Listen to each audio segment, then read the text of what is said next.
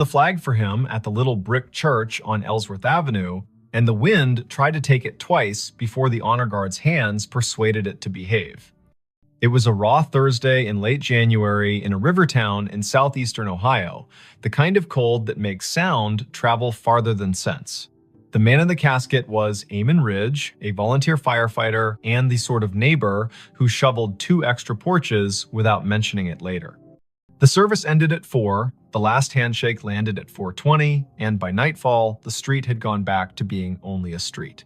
At 9:13, Leora Penn took her seat at the county dispatch console, slid on her headset, and watched the board come alive. At 9:31, the line marked 911 flashed with a familiar number. His number, the man everyone had just buried. Before we begin, tell me, where are you listening from and what time is it there? Leora had fielded storms and barn fires, and wrong turns called in as kidnappings. She had coaxed calm from people whose words came like hail on a tin roof. She had heard the first breath of a baby through a phone held in shaky hands, and the last breath of a stranger who needed someone to hear it. She was 34, kept her hair short to keep the headset from snagging, and wore a gray cardigan because the room ran cold to keep the computers honest. Her desk held 2 photographs wedged into the bezel of the monitor. One showed a river in summer, green as a promise. The other showed Eamon and his daughter Cass standing in front of the station engine with that look people get when duty gives them a reason to grin. The year was 2022. The county had upgraded the system, and the board pulsed with the soft light of new money that still felt like a borrowed suit. Lines identified towers and cross streets. Repeat callers had little tags. When Eamon's number flashed, it wore the tag she had put on it a year ago, Station 4. Her stomach made a small, foolish turn. Her hand did not. She tapped the line open. 911. What is your emergency? Static, not empty. The kind of static that carries weather in its mouth. A faint hiss like tires on wet asphalt far away, then a click as if someone had covered the microphone with a thumb and lifted it again. Leora glanced at the automatic location box. The system offered a circle that could have been a dozen blocks wide and no more. The tower showed the bluff above the river. The timer on the call rolled past 10 seconds, then 15. The headset warmed in her hand. "Hello," she said, voice even, the way training turns fear into architecture. "If you can speak, I am here." Something moved under the static. A breath, slow, disciplined. The way firefighters learn to breathe through a mask like they are rationing the ocean. She had listened to Eamon for years as he called in traffic stops and barn smokes and mutual aid requests in that unshowy voice he kept, even when the ceiling thought it was tired of being a ceiling. Her throat tightened without permission. The board did not care. It kept time. The night supervisor, Brandt, rolled his chair closer, not touching her cord. He was 50, part-time philosopher, full-time keeper of snack drawers. His eyebrows asked a question he did not give words to. Leora tapped a note onto the incident log with deliberate fingers. Caller number displays as decedent from earlier funeral. Open line. Faint audio. Possible misroute for memorial device. Possible spoof. Monitor. "Eamon," she said quietly, because sometimes names open doors the way keys do. "If you can hear me, give me any sound." The line breathed once more, then found a voice. Not bright, not ghostly, a man speaking like someone who had walked all day and only now remembered he could sit. It said one sentence, 3 words, patient, back door locked. Brandt's hand hovered over the radio mic. Leora nodded once. He paged Station 2 because Station 4 was morning, and Station 2 would show up with their coats half buttoned and their hearts arranged like a team. He sent them to the Ridge home on Quint Street, the small white place with a porch swing that had never let a guest feel foolish for needing to sway a minute. Leora kept her voice on the line. "Back door, locked," she repeated, writing it, hearing it, feeling the way the sentence wanted to be a map. "Is someone inside?" Nothing answered at first. Then a second sentence, softer. "Cass asleep." Brandt's fingers were already moving the way piano players do when the song makes them want to be faster than they are. Officers on the midnight swing shifted their routes without complaint. The medic crew out of town angled their rig toward Quince in case Grief had found a trick that needed medical names. Leora sent a quick text to the on-call clergy liaison because the county did not believe in letting families be alone with what they could not name. "Amen," she said, "steady. We're sending them. Stay with me if you can." The line hissed like rain on a steel roof, and then went quiet. Not the click of a hang-up, the kind of quiet a room makes when a story finally sits down. The call timer rolled to 1 minute 23 seconds, then stopped. Disconnected, the board told her, cheerful as a toy that believes its work noble. Brant opened his mouth and then closed it.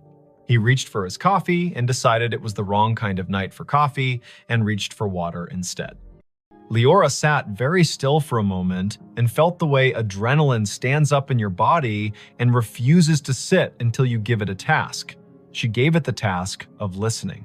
The lines danced with ordinary need. A possum in a kitchen. A husband who had cut his hand on a jar. A neighbor who had heard a window break and then realized it was the television. Her hands did their work. Her ear held a room for the line that had gone quiet. Officer G. Park radioed in first. Voice crisp. Tires crunching on salt in the street. Unit 3-1. Quince Street. Back porch light on. Back door indeed locked. Copy request to knock. "Copy," Leora said, hearing her own voice make simple shapes. "Proceed." There are knocks that sound like questions and knocks that sound like the start of a fight. Officer Park knocked like a person who has played in a string quartet. Firm, meticulous, willing to wait between knocks. Leora heard the long, thin silence on the open radio channel that means everyone has decided to breathe in sync. A porch swing creaked, whether from wind or memory. Then Park again, softer. Visual on subject in living room. Teen. Asleep on couch. Television on mute. No visible distress. We are making entry. Park called the locksmith number taped to his visor, because there is always one, and he also called the small cheat that officers inherit, which is to lift the back door on its tired hinges when you turn the key the wrong way. The door opened, a floorboard confessed itself. Park moved through a small kitchen that smelled like heat and spice and thyme. He said, quiet as a blessing, "Cass, it's G, it's me." The girl woke with that rough sound grief makes when it has only just let go for half an hour at last. "Back door," Park said into his shoulder mic. "Locked, now secured." Subject breathing, oriented, tearful, says she fell asleep and forgot the back after the last aunt left. She says her dad would have said it. She says she heard him say it sometimes, even when he was alive, when she forgot. "I'm locking up, then staying here until her aunt returns." The call had been the little bridge a county makes when one house cannot manage all its doors alone. Leora typed. She logged, she breathed. She answered a call about a siren that would not stop on a fire alarm panel, which is a call that can ruin a night or return it to its usable shape. She told Brant she needed 30 seconds, stood up from her console, walked to the stainless sink by the break room door, and washed her hands as if she had been in a kitchen that required respect. At 10:48, the line lit again. Same number. The board did not know how to feel about that and chose its usual indifference. Leora took it. 911. A voice lives inside a headset after a while. The nerves learn routes, the body decides where to keep the sound. The phrase came through low and clear. Basement. Pilot light. She did not hesitate. She sent the fire crew already on Quince next door. She told Park. She told the aunt, who had come breathless from her own house 3 blocks away, that they were going down the cellar stairs for the little square of flame that keeps a winter from doing more harm than good. She heard Cass in the background say, without fright, he always listened to the furnace like it was trying to tell him a joke. Engine 3 called in. Pilot light out. Gas smell minimal. Windows open. Relit. Carbon monoxide monitor registers safe. A firefighter Rowe, who had once done stand-up for exactly 2 open mic nights, and then decided his comedy belonged in the bay with his coworkers, added gently, "Whoever called this in has good ears." The board calmed. The town kept its little noises. The river told the ice what to do, and the ice obeyed or not. Leora's shift slid past midnight. At 1:19, she poured tea she did not want and drank it because warm things are a kind of law. At 1:40, an old man reported a woman knocking on his side door asking for a light, and she sent Park and his partner again, and it turned out to be a neighbor who had locked herself out, and they laughed about solutions and did not mention grief, so it would not be tempted to take that house too. At 2:19, when the dispatch room feels like a lighthouse that forgot whether the bay is wide or just an eager creek, the line lit a third time. Leora did not say amen out loud. She let the humanities teacher voice in her head that once told her names have heft say it for her. 911. This time, the sentence was longer. Not elaborate, not difficult. The kind of sentence men say when they've spent their lives making tool lists. Check the pan on the back burner. Leora's fingers moved before she could tell them to, and 10 seconds later, Park said on the radio that a pan of oil sat glowing on the stove, forgotten by a cousin who had come bearing food, and then wept, and then gone to call another cousin and set the phone down on the porch rail. Park killed the burner, slid the pan onto a cold eye, and said, "Tell whoever's on that line thank you again." She said, "I will," and understood how inadequate that was, and also how there is no better sentence at 2:20 in the morning when a house has been held upright by 2 extra words spoken by a man with no air left to push them. By dawn, the calls had slowed to their usual winter trickle. The board made its little satisfied beeps, the shift change crept near. Leora printed the overnight logs for the lieutenant in charge and set them in the bin with the neatness of a person who believes paper is a form of kindness. She took off her headset, set it on the hook, and let her neck decide it had been a stiff night. On her drive home, the river looked like a sheet of hammered tin under a sky that had not yet decided whether to blush. She stopped at the corner store for milk and oranges. The clerk rang her up and asked if she had been at the funeral, because everyone had been at the funeral, even if they had not parked their bodies in a pew. Leora said yes, and the clerk said he had known Eamon since they were boys, back when the river took 2 boys and gave back 1, and how the one who came back had never raised his voice again, unless it was to make a frightened kid laugh in a smoky basement. Leora listened. The clerk put 2 extra oranges in her bag, the way men do when they feel the night reach its hand into the room and cannot keep all the light from leaving. She slept until noon and then sat in her kitchen with the radio low and the blinds open to teach the afternoon how to behave. Her phone chimed with a message. It was Cass. Leora had given her number to the aunt without thinking, and nothing about this felt like a boundary violation now. The message was a picture of a backdoor lock and a caption. "He did it again, thank you." She replied, "You did it." He reminded, "That is a team." Cass sent back a heart in the color teens choose when they mean it and do not want to seem silly. Word traveled without gossip's teeth in it.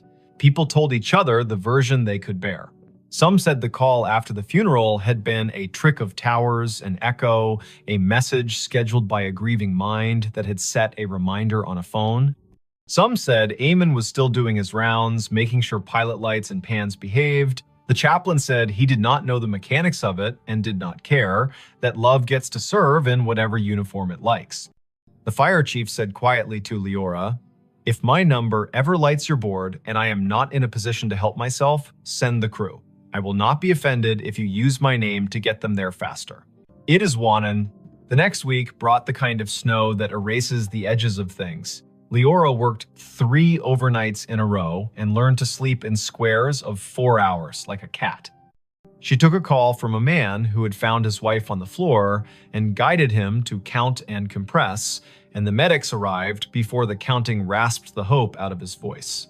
She took a call from a woman who had locked herself in a bathroom because her boyfriend had stopped being gentle, and she kept the woman talking about the photograph on the wall while the officers climbed the stairs 2 at a time.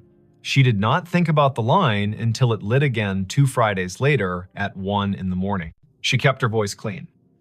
911.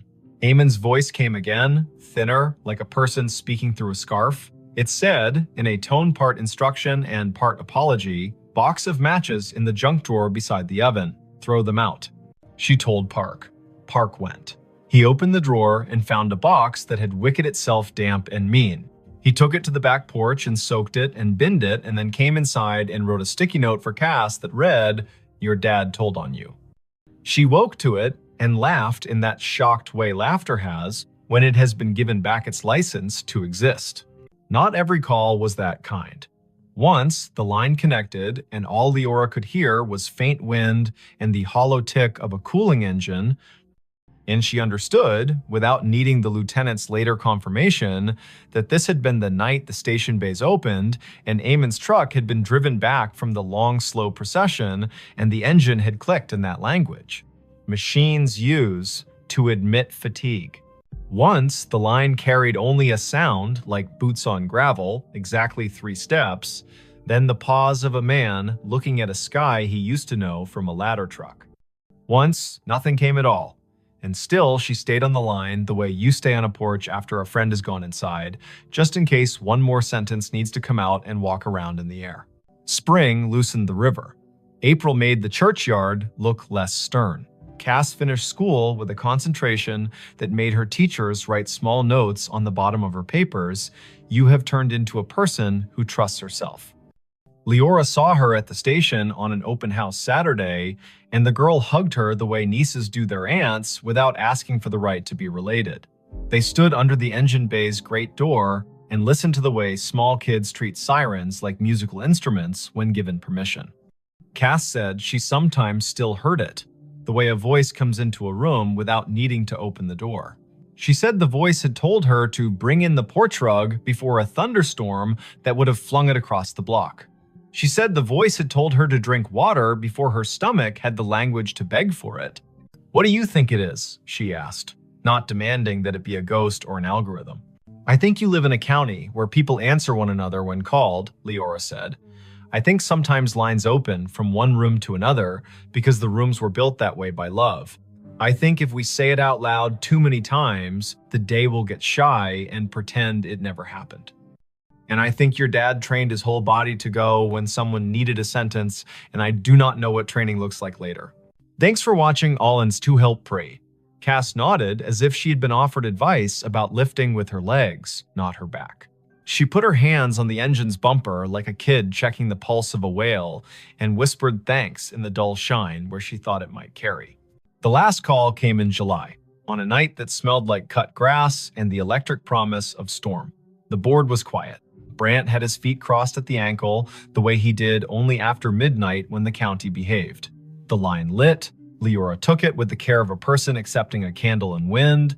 911.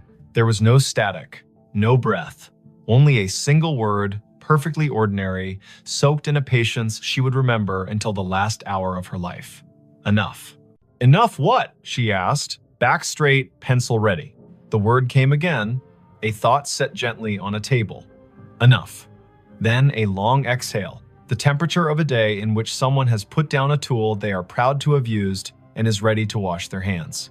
She typed the word. She did not send units. She did not mention it to Brant until the end of the hour, when she said it out loud the way you say a number twice to make sure you got it right. He nodded.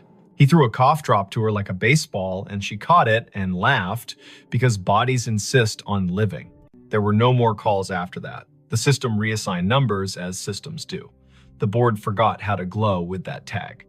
When Leora sat at her desk and the photographs leaned against the monitor made their steady witness, she still sometimes heard the faint tap of a firefighter's gloved hand on a doorframe, the universal signal for ready. She bought a small, heavy key hook for her own kitchen, put it by the back door, and never forgot again. She found that when she walked past the Ridge place on mornings when she needed to see the river before she could trust the day, she would look at the back door and feel not a haunting, not an ache, but the exact rectangular comfort of a thing that had been understood and done.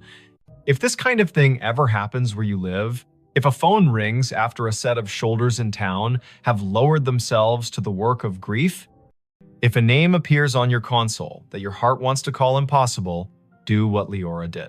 Answer. Stand in the narrow bridge between rooms, ask short questions with soft edges, send help, write down exact words. The world is made of exact words and the work that follows them. Believe nobody and nothing too hard. Let the river decide what is memory and what is rumor. And when the voice finally says enough, let your hands say thank you by resting them, palm down, on the desk you have kept clean so the night can put its weight there for a minute. And if you are sitting in your kitchen with a back door that gets forgetful, say the date out loud to bring the day to heal. Late January 2022. Early April 2022. The hot night in July when rain forgot its manners. Say the town's name so it will remember it has one. Say Amen. Say Cass. Say Leora. Practice the sentence that saved a pan and a pilot light in a teenager who deserved a house that understood locks. Back door locked. Then lock it, then sleep. The county will keep its watch. The river will balance its own ledger. Somewhere, a dispatcher you will never meet will lay a pencil down on a pad with a line drawn through the last open box, a small, perfect check that means this part of the night is finished and the next part may begin. He found a staircase in the lake it still goes up. He saw it when the wind fell off and the lake lay down like glass. A sudden stillness that made every shoreline detail stand at attention. The afternoon sun had taken a step toward evening, yellowed and steady, and the north cove of Lake Lanier went calm enough to show the bones under it. He cut his aluminum skiff to idle and drifted toward the pale shoulder of exposed clay. There, not random at all, a run of stone steps pushed up from green water and kept going into nothing the shore could explain, even and true, as if they still believed a front door was waiting at the top. Before we begin, tell me where are you listening from and what time is it there? This was late September 2022, after a summer of stingy rain and long afternoons when the heat felt like it had signed a lease. The lake sat northeast of Atlanta, a blue map of drowned hills and red clay coves, and that year it had read its gauge and decided to show some of what history had asked it to forget. Foundations revealed themselves like old teeth. The ghostly lanes of a two-lane road slipped out of the murk and pointed nowhere. Between Bald Ridge and the mouth of 6 Mile Creek, a staircase announced itself and waited for a person with the right kind of attention to see it. Riven Kettering had that kind of attention. 38. A carpenter and part-time rescue diver who liked small engines and the honest work of making broken things carry weight again. He lived in a rental off Pilgrim Mill Road with a dog who had taught herself to sleep through sirens. He was not a romantic, not really.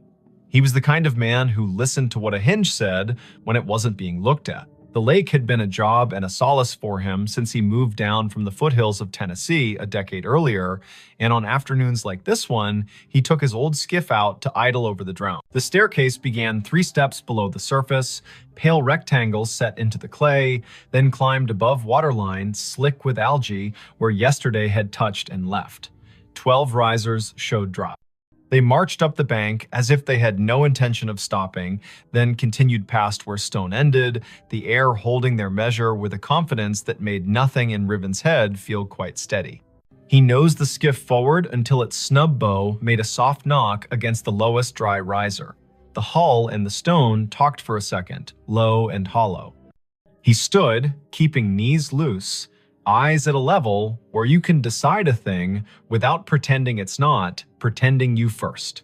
The steps were fieldstone set into a poured bed, careful work from when hands were steadier because nothing had asked them to type yet.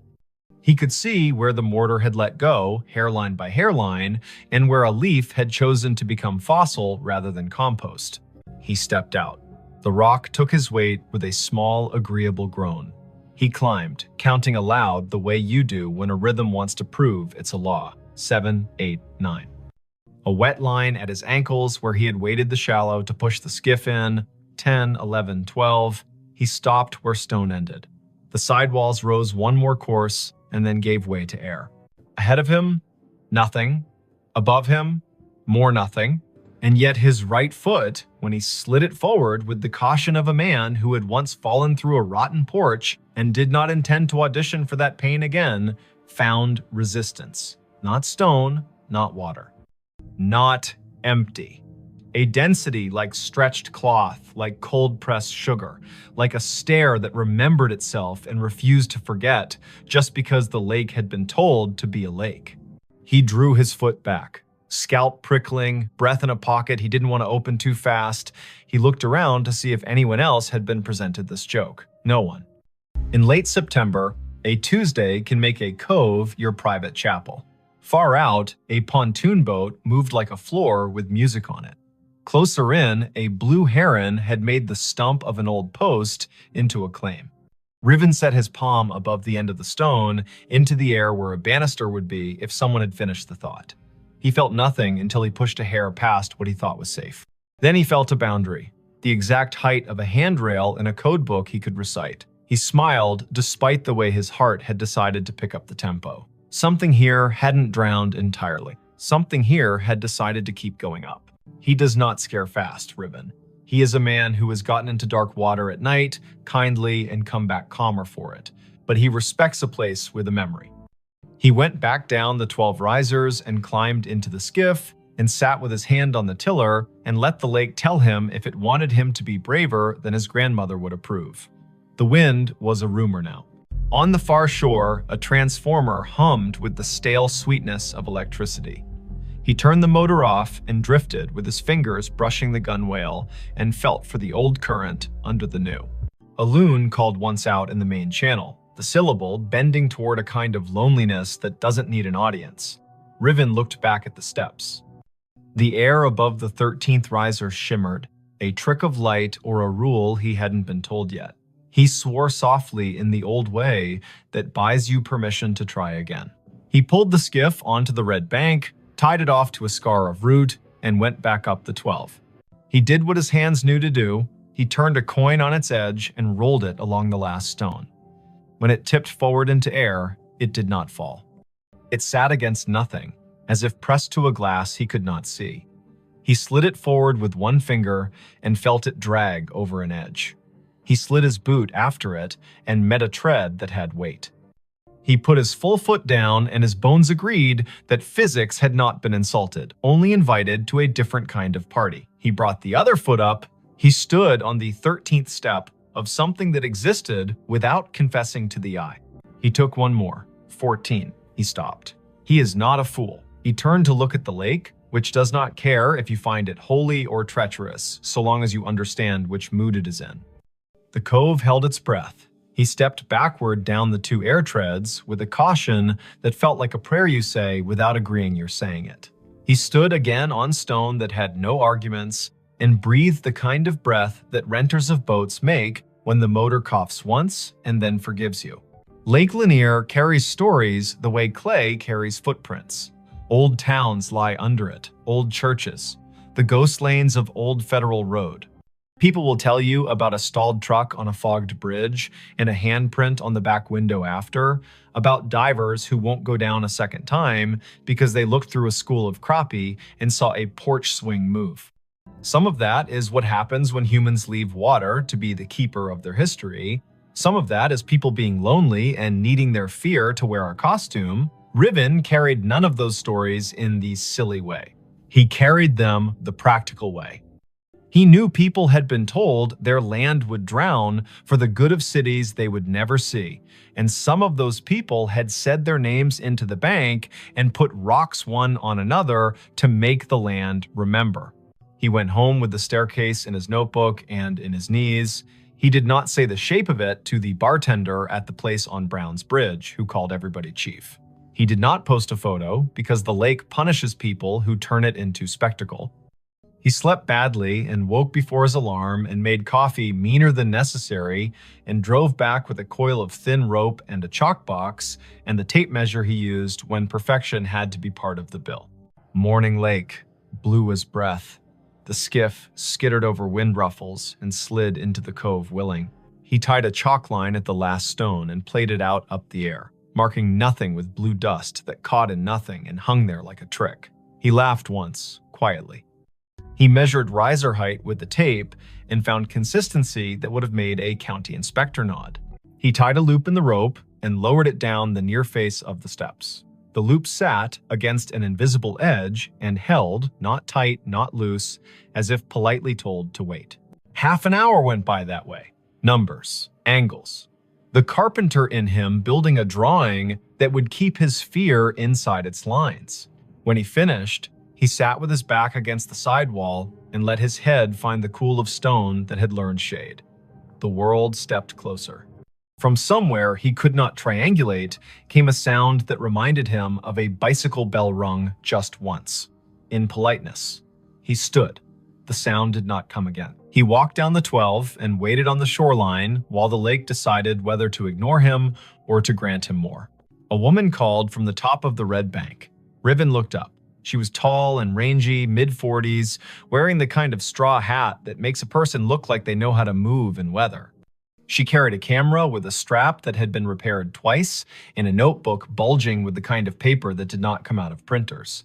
She introduced herself with a grin that answered questions he had not asked. Mara Clary. She ran a small outfit that mapped drowned towns and grave relocations for counties that cared to admit their forgetting. She had a copy of the Army Corps' old charts and a habit of showing up where the lake loaned the present to the past. "I've been told you've got steps," she said, "and that they keep going up." He wanted to ask who had been talking. He wanted not to have his name in a stranger's mouth. But she put her hand on the sidewall like a careful person says hello to an old horse, and the way her face took in what she saw made him feel less alone in his own seeing. He nodded. He told her his name and the number of air treads he'd let himself trust. She whistled low. "Lanier tells on itself every few years," she said, eyes on the shimmer above the 13th. "But I haven't seen it do this. Fieldstone, that would have been a front walk probably. Or the stairs to a porch. You can tell from the way these aren't as steep as church steps.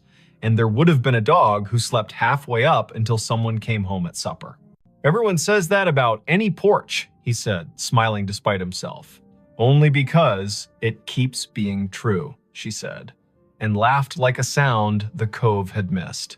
They measured together, she took photos, he held a stick out over the air risers and watched the end bounce against nothing.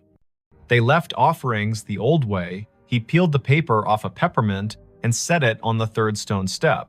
She untied a strip of blue cloth from her hat and tied it to the root that held his skiff's rope.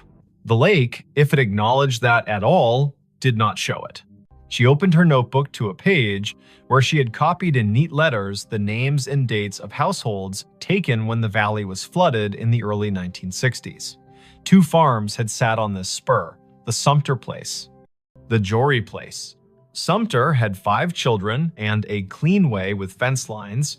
Jory was famous for a Sunday table and a sour temperament the rest of the week. The county had cut checks and called it a necessity. The stairs could have been either family's. But on the sidewall, low near the 5th riser, they found a mark cut into mortar with a nail or a stubborn penknife. A letter. "Jay, you think Jory," she said. "Or June," he said. "Or Josephine. Or a boy who didn't get to grow into his handwriting rights, their first initial into any stone that isn't busy." The lake made a small sound against the hull, a shrug. They came back the next day, and the next after that. In the afternoons, teenagers on rental jet skis came doing grammar the water did not admire. In the mornings, a heron watched like a magistrate. Once, a man in a bass boat cut his engine and drifted nearer and asked if the invisible was real or a trick. And when Riven told him the truth, he raised his cap and said, "Well then," and idled away because some facts want to be left alone to keep being facts. On the 5th day, just after noon, when the light loses some of its slant and the lake starts its long exhale toward evening, the air changed. Riven was on the 14th invisible tread, Mara 2 below on stone, the rope tied at his ankle as if that kind of thing would help. He felt a pressure move across his shin like a child's study of a newel post. The hair on his forearms declared a vote. He looked up. Above him, a faint dark line hung in the bright. A lintel, if you wanted to pretend to see one. A line where a door might have decided to sit if it still meant to. He lifted his hand slowly and let it hover. It met resistance at the height where a latch would be if people had followed the same measurements here as they did in town. He pressed a fraction and felt the air give. Not much, not enough to invite him, only enough to say, "I know what you were asking for," and no. He withdrew his hand. He did not try again. He went back down and sat on the 6th stone step and put his elbows on his knees and let his head go heavy in the way of a man who knows the difference between a closed door and an answer. "Not today," Mara said, not unkindly. "Doesn't mean never." A storm ran around the rim of the lake that night and forgot how to come down. The next morning broke clean and noisy, with birds relieved to be right about the Sunday. When they returned to the steps, the peppermint was gone. The strip of cloth whispered against the root when the wind remembered it. On the 4th stone riser, a line had been drawn in the red dust by a finger that had not belonged to wind. 4 short lines, 1 long. The way a person keeps track of days when they are doing a job no one else is counting, they looked at each other like people who have been included in a conversation without earning it. Mara wrote down the marks in that tidy, practical hand. Riven climbed to 14 again and did not press the air where the latch would be. He listened instead. It is an old trick. The more you don't demand to hear, the more willing a place is to say its piece. Somewhere above him, at the end of the invisible run, a sound came faint, almost an opinion. The scrape of a chair, foot against a wooden floor. Once, then a breath, remarkably ordinary, let out by someone who was done with a small effort and is pleased to have finished. He let his knees bend and went back down, step by careful step. The county put out a notice, polite as a church lady, asking people not to climb anything that felt like absence. A man from the Corps came by with a clipboard and a caution that did not include humor and told them to rope the place from the bank. They tied a line and left it slack enough to be ignored by whatever needed to come and go. Mara logged coordinates and photographs and the exact color of the lichens on the sidewall. Riven made a drawing of the steps that showed the air ones the way you show trust, with dotted lines and a note that says, "As found." Word spread anyway. It always does when to leave a thing alone would be the more complicated form of love. A grandmother came and watched from the shade and told her granddaughter a story about the summer her brother rode a bike into a field that is now part of the lake and fell and did not cry, because corn leaves will cut you if you give them. An audience. A man in a Braves cap stood for a long time with his hands in the back pockets of his jeans and didn't tell anyone why his eyes kept the gloss they kept. A boy clapped once and apologized, and then asked if the staircase sounded like anything, and when Riven told him about the scrape and the breath, the boy looked toward the place where a door might be and whispered, "Thank you," like a student to a teacher who has handed out permission slips to freedom. On a Wednesday morning in early October, the lake rose 2 inches. The first stone step went green again. The 12th stayed dry. Riven set his palm to the sidewall as he had begun to do without design and said the names of the months out loud as if they were a key. Mara arrived late, hair in a bandana printed with little cranes, a thermos in one hand and a sheet of onion skin paper in the other, the thin kind that takes pencil and lets the stone's texture come up through. She rubbed the J, the nail-cut letter, and the tally marks. When she lifted the paper, the letter and the lines looked like a message written by someone whose words had to be rationed. She tucked the rubbing into her notebook with a care Riven recognized as kin to prayer. By noon, clouds built into a boast. Mara packed her camera because electric things deserve not to be insulted by weather. Riven untied the rope at his ankle and coiled it with the absent-minded competence of someone who likes ropes for the way they make order out of risk. The air above the 14th step felt different. Cooler, somehow. Denser. He looked up and wanted more than he would have admitted the week before to see something acknowledge him. Not a face, not a figure, an idea. The lake refused. It kept to its rights. Before the storm broke, a small group arrived in silence. Not tourists, not thrill seekers. People in good shoes that did not belong to docks. A woman in a navy blazer. A man whose tie had been loosened by degrees and had stopped at 3. An older woman with a cane that looked like it had been carved by someone who understood trees better than money. They stood on the bank above the line and watched the steps like people watching someone figure skate after having once skated the same routine 3 decades ago and remembering what the body used to hold. The older woman spoke first, to the stone, not to the living. "You kept it," she said. "You stubborn thing. I told them you would."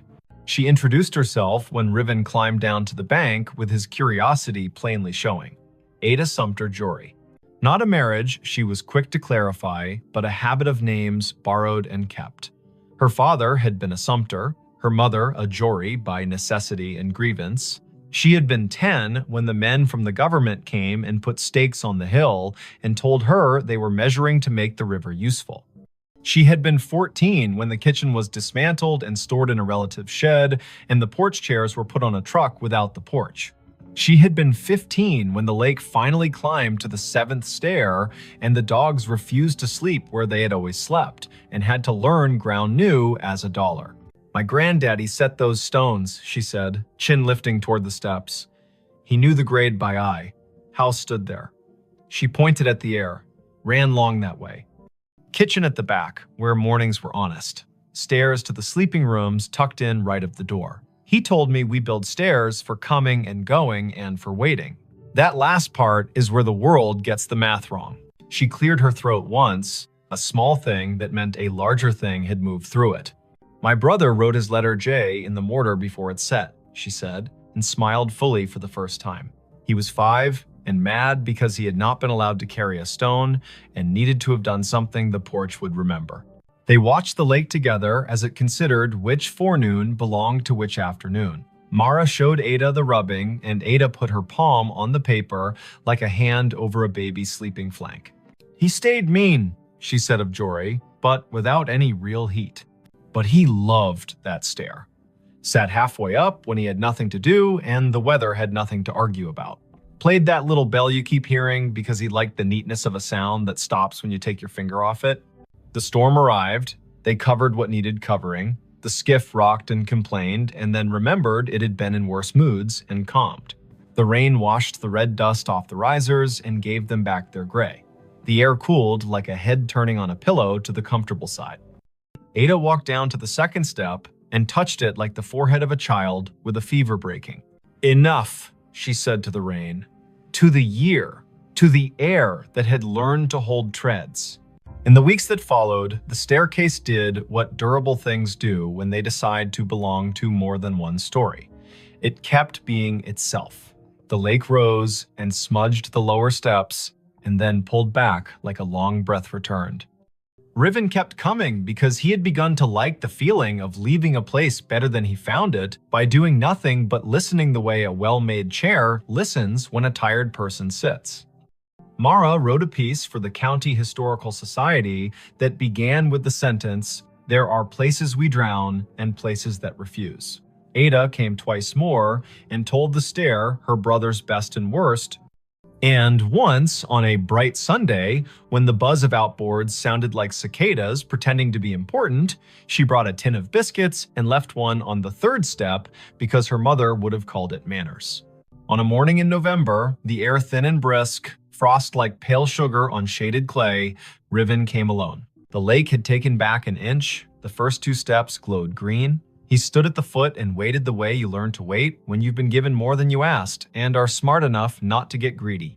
The wind came off the water and put its fingers through his hair with a familiarity he hadn't earned. Above the 14th tread, the line where a lintel would be shivered and then settled. He put his hand out at the height of a latch and did not press. "Thank you," he said to nothing and to something. He went home and made lunch and fixed a neighbor's sagging cabinet and walked his dog in the long honey of 4 o'clock. He slept that night without the lake climbing the stairs of his thoughts.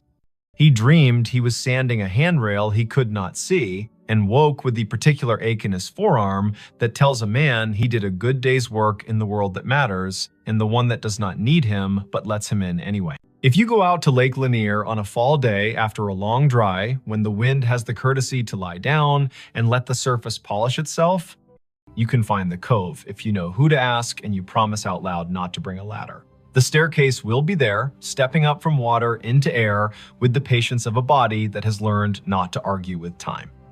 You can put your boot on the 12th stone and your breath on your rib cage and decide if you will push your foot forward into the space where the 13th waits. If you do, it will hold. Not because wonder owes you, but because someone set a measure here with care, and because sometimes the world keeps an old promise in a new element. Say the year out loud when you find it.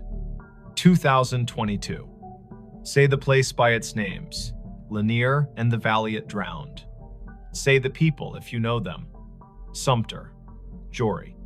Say the letter on the wall, J. Say the noise a bicycle bell makes when a brother likes attention and the porch has all afternoon. If you leave something, make it small, a ribbon, a peppermint. A finger laid gently in dust to make a line that will blow away with the next weather. Walk back down, let your knees do what they were built to do. Put your hand on the sidewall the way you would on a friend's shoulder when leaving them on their own porch in the dark to listen to the crickets. The staircase will keep going up whether or not your eyes can follow it. It will keep its measure in the air. The lake will rise and cover the lower treads and then fall back and confess again. Boats will hum. Herons will judge. A woman in a straw hat will rub letters onto paper, and a man with a dog who sleeps through sirens will coil rope and listen. And somewhere under the calm skin of the cove, where red clay holds onto everything it can hold, a front door you cannot see will stay shut and not unkindly, practicing the hardest kind of hospitality there is, offering you a way to ascend and a way to wait, and trusting you to know which one belongs to you today. Her phone pinged at a grave with her name. The notification bloomed on her screen the moment her shoes left the gravel and slid onto the soft path between moss-dark stones. A small bell chime, bright as glass. A banner at the top. You have arrived, Eden E. Hale. The words sat there as calmly as a weather app, as if the city had decided to label her the way it labels a bridge or a square. The place was Bonaventure Cemetery in Savannah, Georgia. Spanish moss hung in long, steady sentences from the live oaks. The river kept its secrets behind the bluff and breathed like a sleeping room. It was late afternoon on a Sunday in early November, the air cool enough to make her wish for sleeves and warm enough to forgive her for forgetting them. Before we begin, tell me, where are you listening from and what time is it there? Her name was Idoni Hale, 28. She worked in visitor services at a small maritime museum upriver, the kind of job that made her memorize the angles of ships and the dates when storms came ashore. She liked fonts and quiet, and the sound salt makes drying on stone. She was visiting Bonaventure because her friend Anson had flown in from Minneapolis for a long weekend, and the two of them liked places that let you feel your breath in your mouth. The year was 2021. Phones knew where you were within decent intimacy. Some headstones wore small plaques with codes that asked to be scanned and promised a story. They had parked on Bonaventure Road under an oak that had learned to be older than most houses. The sky was simple, a clean coin of light. The volunteer at the office had given them a paper map and a soft-voiced list of locations worth the walk if you wanted your day to hold. Look for the little angels facing east. Find the section where the camellias keep blooming against instruction. There's a family plot that feels like a room you shouldn't step into without knocking. No one mentioned a notification. Idoni stared at her phone. The banner did not give a location like Section F or Plot 31. It was the same tag her calendar used when she arrived at work or home. You have arrived, Idoni Hale. As if she were a place. As if the grave were her. Anson leaned toward the screen and squinted. He was tall and light-footed, a teacher of high school literature who carried poems in his pockets like receipts. He read the banner and then her face and made a small arranging motion with his hands, the way he does when he wants to place humor where fright is trying to sit. That's a bug, he said, not unkindly. Or a geofence you made and forgot. Did you tell your phone to remind you to be yourself today? She clicked the banner to see where the phone thought she belonged. A map opened, a blue dot pulsed with the steady patience of a small heartbeat. A gray pin sat 100 feet east in a section labeled McAllister. The pop-up bubble above the pin read Ideni Hale in the same unsentimental font. She did not have a virtual contact called a cemetery. She had not created a reminder to arrive at her own name. The phone had decided the path curled between stones with dates that made you speak them out loud, because numbers are easier to hold when they come through the mouth. 1873, 1920, 2009. The Oaks leaned as if sold on the idea that the living need rehearsal space. Anson spoke a tour fact about a poet who loved this place and whose plaque visitors touch in a small, quick superstition. Idoni nodded because liking facts is a way of staying steady. Her pocket shook again. Another chime, the same banner. You have arrived. Ideni Hale. She breathed the way the yoga teacher on the internet tells you to. In through a count of 4, hold for 4, out for 6. They followed the path east until the bluff opened its shoulder and let the wind test their sleeves. The section ahead was a little higher, a little more sure of itself. A plot enclosed by low stone, dressed in ivy, sat beneath a live oak that looked like a table that had decided to grow legs. In the center stood a headstone gray as rain, taller than Idoni's shoulder. The name at the top held Ideni Hale. She stopped. You might have stopped too. Her name was not common. Her mother had found it in a book of Old English names and liked the way it sounded like a promise made under a tree. She had never met another Ideni. To see the letters in this order on stone felt like stepping into a movie where you have lines you did not audition for. Anson's hand found her elbow without a show of it. He had the sense not to say, wow, or are you kidding? He stood with her and let the river finish a sentence neither of them had started. The dates carved below the name were the first clean relief, 1974 to 2014, not hers.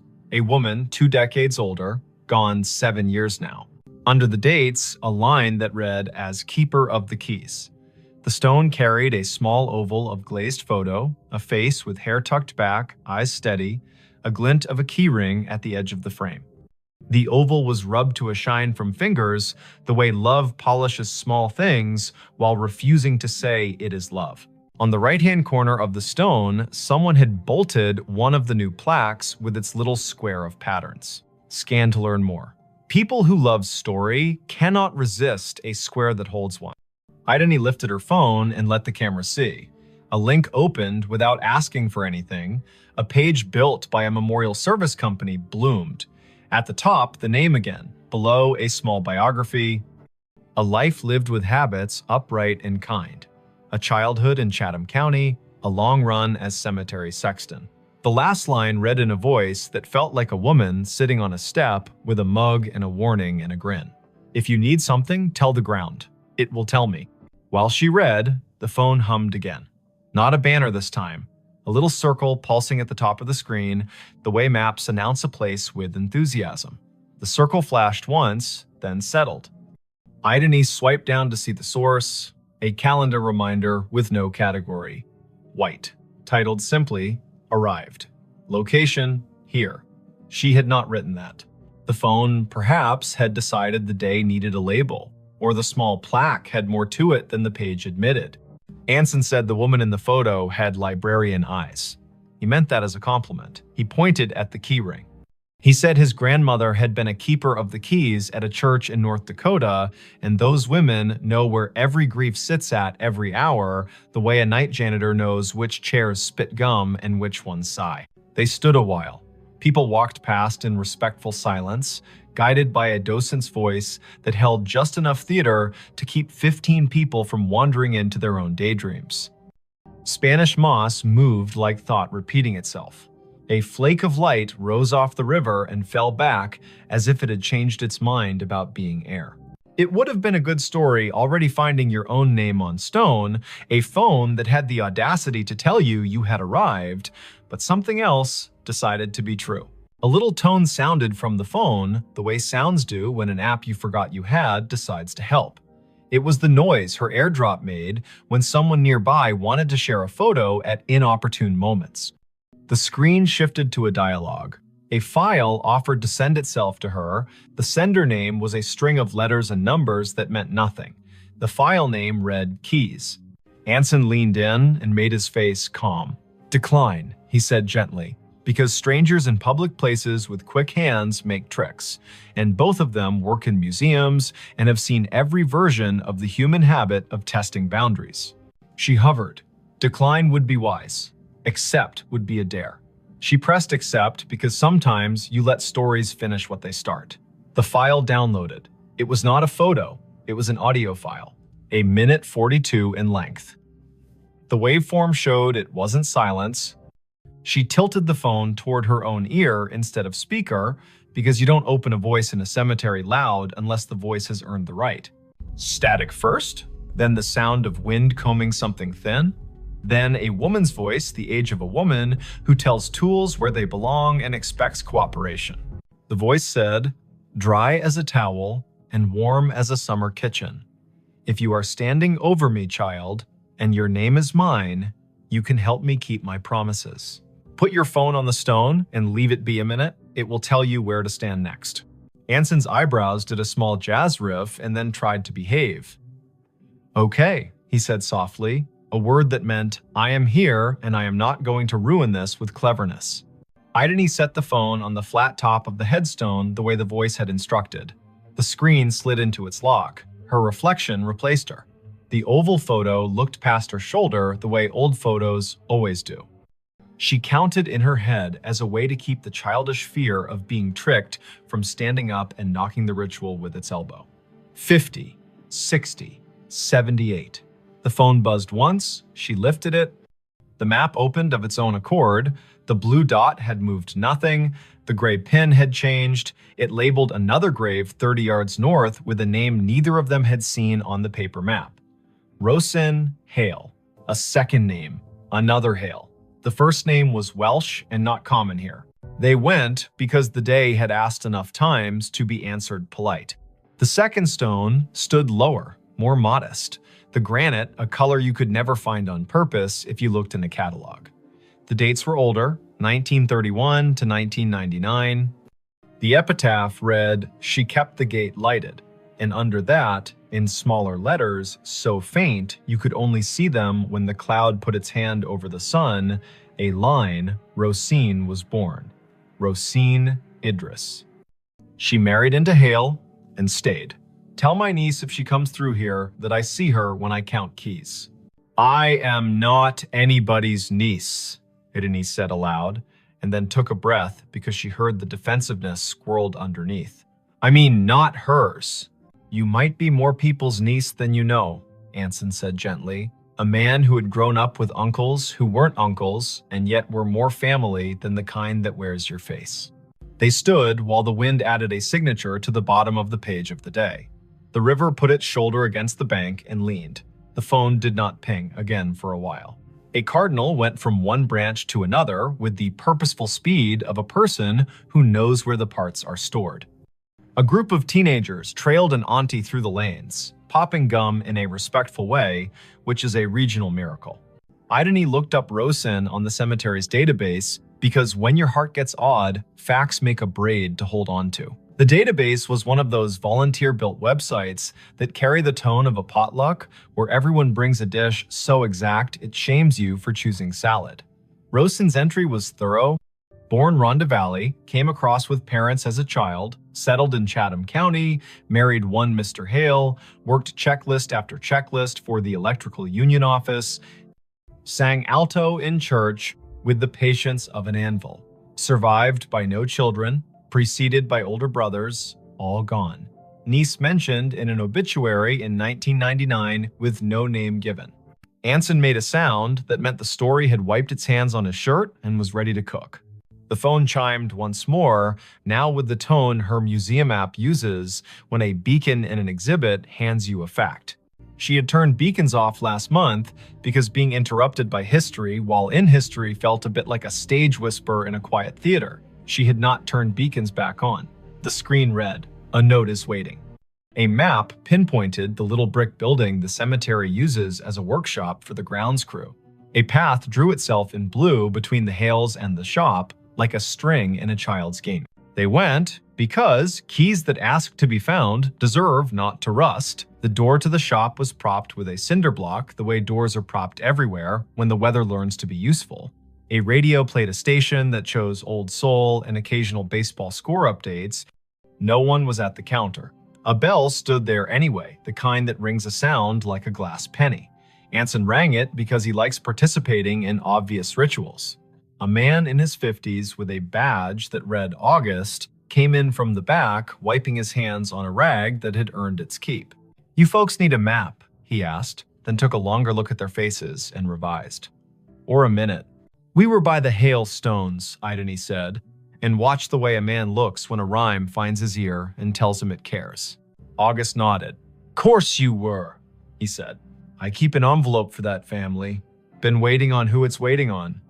He reached under the counter, where drawers have learned to hold what should not be lost, and brought up a large yellow envelope with a blue paperclip that had rusted a little by choosing weather. The envelope had 3 words on the front in tidy block letters. For the next Idony, heat went across her face like an honest light. August saw it and stilled. He handed her the envelope the way people hand one another babies, meaning well and moving slow.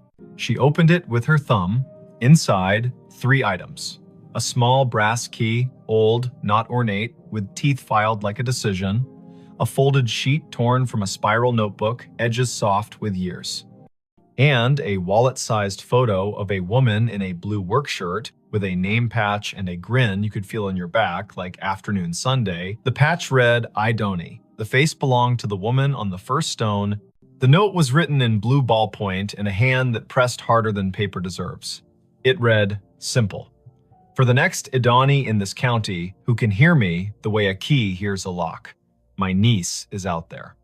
She won't say yes to the word niece because words are stubborn. She'll need to open the box in the old mausoleum we keep for tools and favors. The key is for the small door on the left. Lift on the latch while you turn. The box has what belongs to her and me and her grandmother. If she is standing at my stone with a phone, she will know that I know. Don't bring a crowd. Bring one friend who reads instructions with his eyes. Leave the key when you are done. We can count without hands here. "I'm not someone's niece," she said again, and heard how the sentence grew less certain with practice. Her mother's family tree began and ended in a different state. A line of women who told polite lies to spare one another the sharp edges and did their grief in broom closets. Her father had not survived long enough to name distant relations. He had left behind a bent screwdriver and a smell that her body still could find when a day asked. Anson's hand found the counter in a quick pat, like checking for keys as you leave the house. "You don't have to be a niece to be the person meant to do a thing," he said. "But also you might, and it might not matter how that happened." August tapped the counter twice, a habit that sounded like a yes. "The small left door," he said. "People never see it. Take the path behind the office and go right at the angel with the missing hand. The mausoleum is the little brick one that looks polite. The left door sticks the way a lie sticks to a room. Do what the note said, lift and turn." They went back into the light. The blue string on the map did not bother now to draw. The path knew their feet. The angel with the missing hand stood where the volunteer had said, "Angels stand, face east," blank expression that suggested she had witnessed every century and found nothing quite bad enough to frown at yet. The brick mausoleum waited with that small pride buildings have when they know they are not the grandest on the block, but are the one that does the job without complaint. The left door looked like a panel added later. The brass latch had the smoothness that comes of being touched by people who mean to get work done. Idony slid the key in, the teeth caught, and then thought better of it. She lifted the latch with her other hand and turned. The lock gave. The door opened 6 inches and stopped, ticked by a wooden wedge that had been insinuated at the bottom by someone who had not wanted the door open.